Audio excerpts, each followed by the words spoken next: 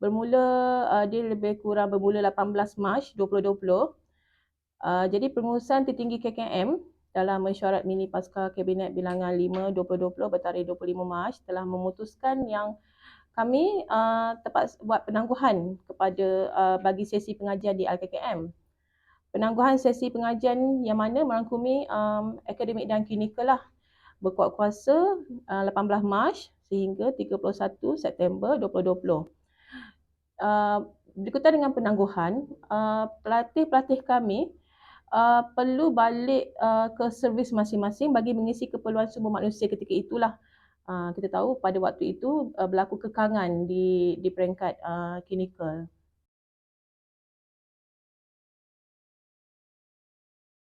Dia memang rasa macam takut dan kita tak tahu sebab kita berdepan dengan musuh yang kita tidak nampak. Dan tambah lagi bila didatang tu sangat mendadak. So memang pada permulaannya memang kita merasakan yang akan ada sesuatu perubahan yang sangat besar lah akan berlaku. Maksudnya dari segi SOP, dari segi aktiviti yang kita lakukan, sebab semua sedia maklum yang COVID ni dia merebak macam mana, dia merebak sangat cepat. So memang kita dah dapat jangkakan lah daripada mula akan ada perubahan.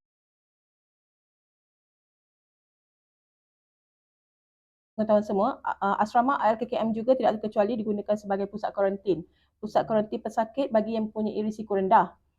So pada lebih kurang 2 April 2020, kami tenaga pengajar dan juga keseluruhan kaki tangan RKKM, kami bersama-sama membersihkan asrama ketika itu. Disebabkan oleh asrama memang dikosongkan, melatih semua diarahkan balik.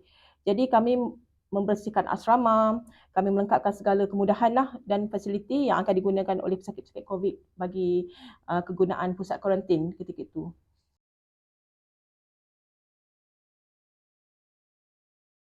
Kurang 6 April, seterusnya 6 April 2020, saya dengan 3 orang rakan tenaga pengajar lagi, kita diarahkan redeployment yang mana kami perlu melakukan clinical teaching. Clinical teaching ni memfokuskan kepada perawatan intensif kepada pesakit-pesakit COVID. Waktu tu Hospital Sungai Buloh mengalami kekangan disebabkan oleh mereka terpaksa membuka ICU dengan beberapa unit lagi dan dia menghadapi kekangan staf yang patut bekerja di ICU.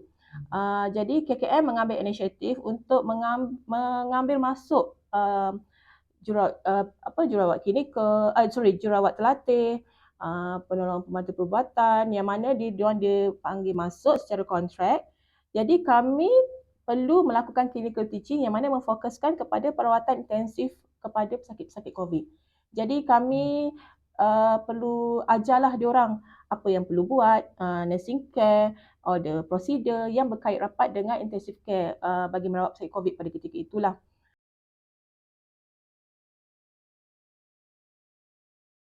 Kami juga ada terima tugasan untuk buat PPE, untuk jahit PPE. Waktu tu bila dalam keadaan pesakit yang ramai, kita kekurangan PPE waktu tu. Kalau waktu tu ingat lagi, ada ramai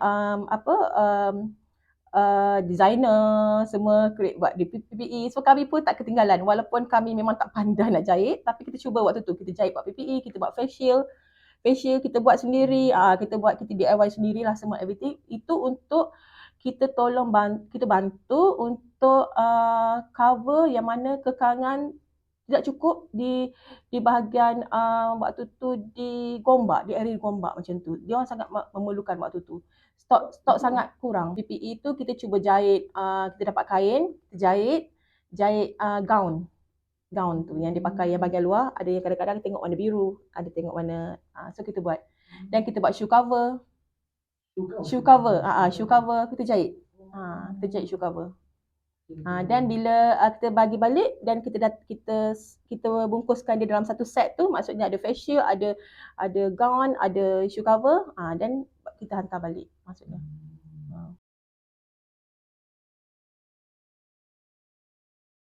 Waktu naik secara mendadak, kami ada dapat arahan untuk membantu di lapangan lah maksudnya. Ada beberapa saya dan juga rakan-rakan lain perlu membantu di PKRC Maib. Sebab waktu tu dengan keadaan yang sangat mendadak, kenaikan kes waktu tu, kerajaan telah membuka pusat kuarantin yang mana Maib dan ada juga tempat-tempat lain. Jadi kebetulan kami berada di Lembah Kelang ni, so yang paling ni adalah di Maib lah. Dan ada juga rakan-rakan saya yang perlu bantu di PPV, Pusat Pemberian Vaksin. Pusat Pemberian Vaksin PPV. Dan ada juga rakan-rakan yang perlu membantu di hostel hospital. So kami memang kena dipecahkan. Jadi yang ramai adalah yang di Maib lah, maksudnya yang di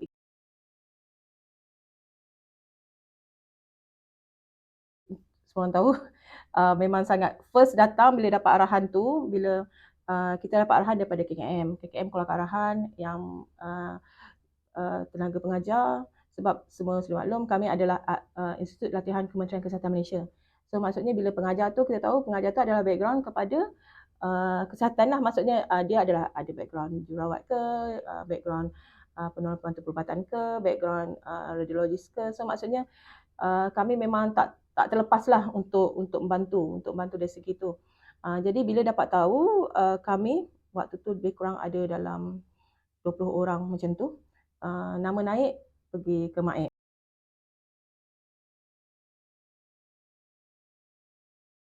First memang sangat takut lah, sebab kita semua sudah maklum Maib tu, nama tu sangat besar. Patient kat sana sangat ramai.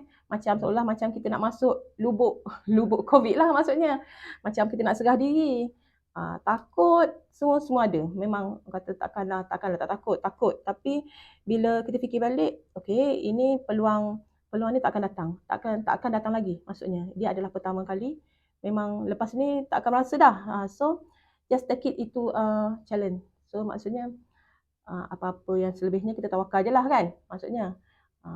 So alhamdulillah kita orang pergi lapor diri ke Jabatan Kesihatan Negeri dulu, JKN Selangor, dan terus ke Maib.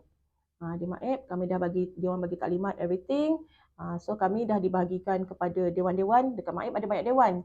Dia ada Dewan A, Dewan B, C, D, dan kami dah dibagikan dewan-dewan. Dan so maksudnya minggu pertama tu adalah minggu orang kata nak mengadaptasi dulu.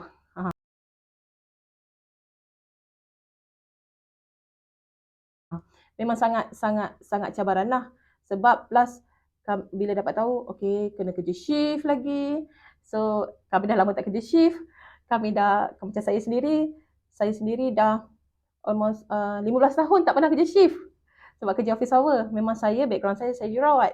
Tapi maksudnya dah lama saya tak kerja shift. Tapi bila dapat tahu kena kerja shift, tak apa. Maksudnya, yes, ini adalah orang kata tanggungjawab orang dah memberi kepercayaan kepada kita kan. Kita cubalah bantu. Ini je yang kita boleh bantu. Maksudnya waktu bila kami masuk ke berlapor diri di PKRC Maib, so dalam seminggu tu kami tak terus masuk ke dewan tu. Dalam masa seminggu tu kami diberi tunjuk ajar dari segi SOP, dari segi pemakaian PPE.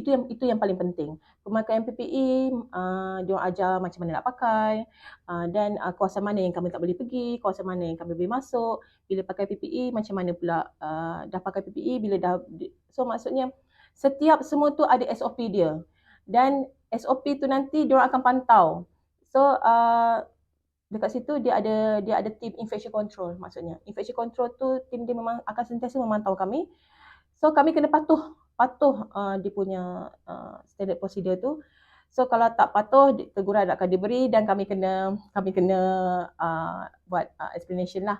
So saya rasa tak ada masalah lah, maksudnya cuma kita kena jaga kat situ, sebab kita tahu kita adalah bersih, yang di dalam tu sakit COVID semua positif. Dan kena patuh, maksudnya memang dia orang sangat menitik berat lah, maksudnya dari segi penjarakan, dari segi pergaulan, maksudnya kita tak boleh simply kita tahu dalam tu kita anggap itu kawasan infected. Dalam Maib tu sendiri dia ada kawasan-kawasan yang dijaga oleh certain badan tadi tu. Tapi di dalam dewan tu sendiri totally kesihatan dan juga kesihatan lah yang akan kontrol lah. Yang bahagian-bahagian tu di bahagian luar. Dia ada rela juga, dia ada smart juga.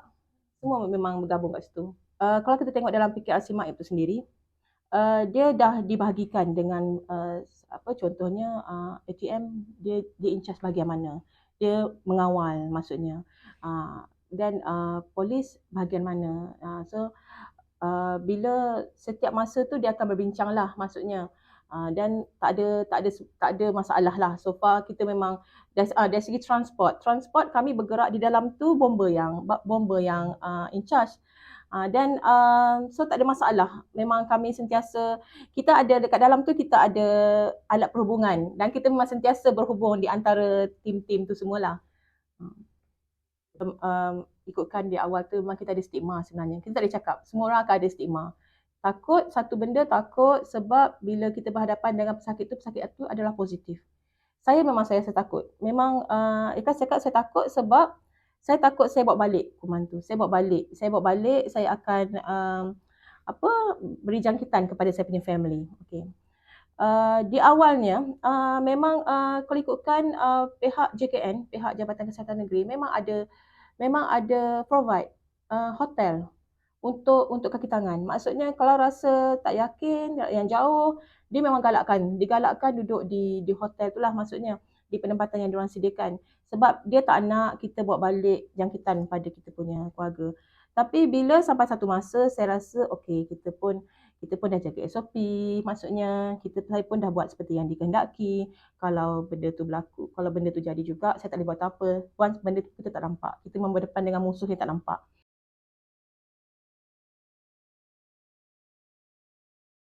Dan bila di dalam tu kami cuba beri perawatan macam sama kami layan, macam pesakit biasa. Kita tak adalah nak kata itu pesakit COVID. Tak, maksudnya layanan tu sama. Kita tetap layan dia macam biasa. Okay, plus dan saya punya dewan memang menerima pesakit-pesakit COVID di kalangan ibu mengandung. Jadi waktu tu memang sangat actually saya risau, bukan apa. Saya risau si ibu dan juga si anak yang dikandung tu. Kalau semua orang tahu, wanita mengandung adalah comorbid. So kita takut bila dia datang dengan COVID dan dia mengandung lagi. So takut tu adalah maksudnya. Wanita mengandung, dia ada sedikit perubahan dalam badan dia kan. Dan plus kadang-kadang even kita ni pun, kita tak ada hypertension pun, bila dah berlaku jangkitan, berlaku dalam badan kita ada hypertension. Dan itu yang kita, bila untuk wanita mengandung ni, bila ada jangkitan, dia ada berlaku sedikit perubahan lah dalam badan dia. Itu menyebabkan ada hypertension. Hypertension tu akan memudaratkan baby yang dikandung. Ada kes dia boleh gugur sebelum di peringkat usia kandungan dia, maksudnya di pram lah, di pramatang. Pernah juga bleeding dan pernah juga berlaku hypertension yang sangat tinggi. So boleh jadi sawan. Jadi untuk wanita mengandung ni memang sangat bahayalah, kita boleh kata. Dan ada satu keadaan bila wanita mengandung ni, darah dia akan berlaku sedikit pekat lah. Sebab ada setengah rawatan yang kita bagi untuk ubat cair darah lah untuk diorang.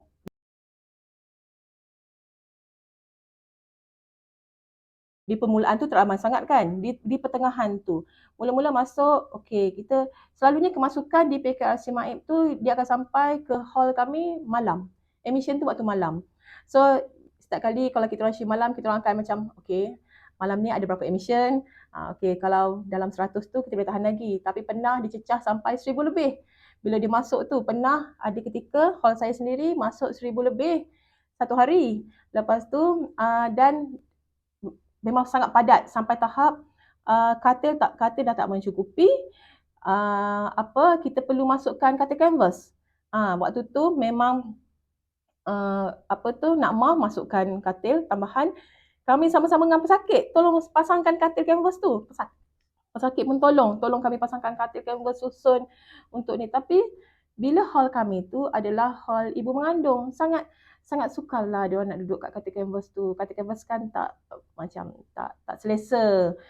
So maksudnya kalau kita cuba memuaskan semua orang lah waktu tu. Tapi waktu yang kemasukan yang sangat tinggi, kes kenaikan yang sangat tinggi tu memang sangat, even bukan setakat katil, apa lagi yang tak cukup, bantal, makan pun ada pernah Dan waktu tu memang sangat orang kata cabaran lah. Kita nak memuaskan hati, waktu tu pun banyaklah komplain, kenapa ini tak bersih, ini apa semua. Tapi memang kita tak ada daya waktu tu, memang sangat tinggi waktu tu. Dan ada juga PKRC Maib buka satu lagi hall tambahan waktu tu.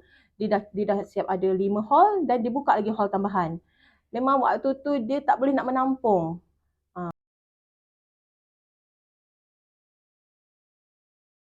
Ada sedih, ada seronok ada. Dalam tu macam orang kata kita duduk sangat macam satu kumpulan baik, yang diorang pun kadang-kadang ada sejenis yang masuk kita dia COVID tapi nampak macam sangat sihat. So kadang-kadang yang tu pun bantu yang kawan pesakit lain yang nampak macam sangat penat, tolong bantu. So ada juga kes yang dia masuk bila anak bawah 12 tahun kita tak dipisahkan dengan mak, so dia akan ikut mak. So maksudnya anak tu dengan mak dia akan duduk satu hall. Dan bila kita tanya pernah juga jadi husband saya baru meninggal semalam, dia cakap sebab COVID. Husband saya baru meninggal kat Hostel Sungai Buloh. Maksudnya dia tak dapat tengok. Lepas tu memang sedih lah waktu tu bila kita tahu. Dan anak saya, maksudnya dia ada anak besar, anak saya seorang lagi dekat hall this one, maksudnya macam hall lain. Lepas tu dia cakap boleh tak kita nak quarantine sekali. So memang kadang-kadang tak boleh, kita tak boleh nak sekalikan sebab hall kami memang dia dah spesifikkan untuk ni.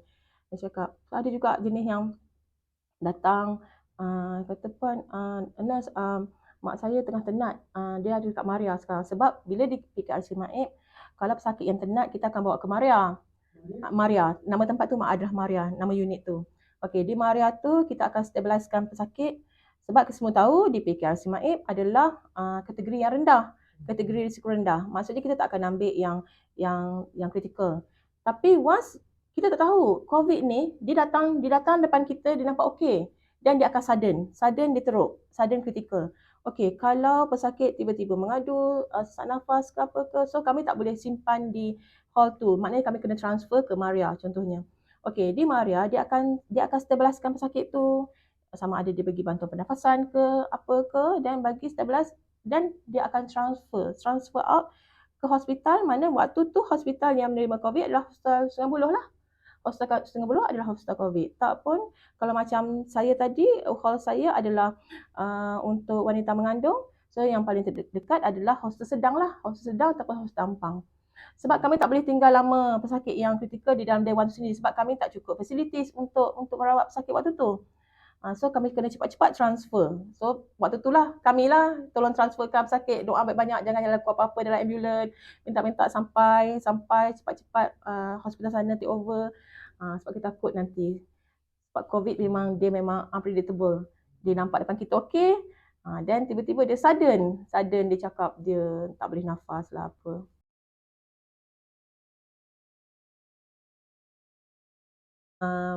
Quarantine 2 minggu kan. Dia datang kita, dia dah day 3. Bila dia balik, macam kita rasa macam happy lah, bila seronok. So bila rutin kita bila pesakit discharge tu, kita akan bawa turun dia, bas akan ambil dekat bawah. Sebab bas akan bawa keluar dia orang pergi ke bahagian discharge. Bahagian discharge dekat luar bangunan, luar kawasan Maib. Sebab di dalam kawasan Maib kita consider tu adalah kotor kan. So bila balik tu, bila dia kata terima kasih nurse apa semua, tu rasa macam happy lah, rasa macam sihat you. Tak pun ada ketika tu husband dia datang ambil. Ambil kat bawah tu dia kata okey. Macam seronok lah kan. Orang kata dia sebenarnya dia lebih kepada kita sebenarnya bantu each other waktu tu. Kami cuba buatkan yang terbaik waktu nak merawat pesakit COVID, dan even pesakit COVID tu sendiri pun faham everything. Maksudnya kalau nak cerita cabaran apa semua tu memang tak habis lah. Memang banyak sangat cabaran waktu tu. Tapi the best part dia pengalaman tu memang sangat bahagia lah. Even jumpa pesakit orang kata dia orang sangat inilah, memang berterima kasih semua. Tu katil kita tak mencukupi. kita ada buat HSO. HSO tu maksudnya kalau selepas doktor screen pesakit tu, kalau doktor cakap, doktor after the screening, doktor kata okey pesakit ni tak perlukan pemantauan yang rapi, so pesakit ni boleh kuarantin di rumah maksudnya. Okey, bila kita dah decide ada beberapa orang yang boleh dikuarantin di rumah, kita akan call dia punya waris. Maksudnya kita akan call ada husband dia ke, siapa-siapalah. Okey. Kebetulan ada satu, saya ingat lagi satu, saya kerja petang waktu tu. Suami ni datang dengan kereta, dia ambil nak pick up wife dia. Dan saya hantar. Waktu tu kita orang hantar memang kita kena pakai full PPE lah, sebab satu benda kita kena ingat, pesakit tu dia positif. Okey. Dan husband dia datang tu, husband dia positif. Tapi maksudnya disebabkan oleh dia datang nak ambil isteri dia, dan dia ambil kuarantin di rumah lah. Maksudnya kita akan bagi satu surat lah. Maksudnya membenarkan husband dia keluar daripada rumah dan ambil isteri dia. Dan dia terus balik ke rumah. Dia tak pergi ni. Okay. Ingat lagi husband, waktu ada satu borang husband tu kena isi. Suami tu kena isi. Tapi suami dia duduk jauh dengan saya. Saya cakap dengan dia, kenapa encik duduk jauh daripada saya? Waktu tu saya dah pakai PPE. Dia kata, nurse, saya positif. Dia kata, saya takut saya jangkiti nurse. Saya waktu dia cakap, dia positif, dia tak nak bagi kena saya tu, saya rasa macam, saya kata, cik, saya dah pakai PPE, you don't worry, jangan risau, saya dah pakai PPE. Tak, dia kata, saya positif, dia kata lagi, saya positif, dia kata nanti nurse terjangkit pula dengan saya, dia kata, wife saya pun positif, saya kata tak apa, saya kata, saya dah pakai PPE, dia kata, jangan risau, saya kata, so saya rasa macam, dia punya perasaan tu lah, dia tak nak menjangkiti orang lain. Saya rasa macam, saya sangat terharu lah waktu tu. Saya kata tak apa encik, dia kata balik teruskan kuarantin kat rumah. Dia kata insyaAllah tak ada apa-apa. Dia kata jangan risau, saya dah pakai PPE, insyaAllah saya tak kena. Saya kata macam tu. So alhamdulillah dia balik lah, dia terus. Jadi itulah saya rasa macam, bila saya balik saya kata macam, okay, saya kata bagusnya dia tak nak bagi menjangkiti saya lah maksudnya.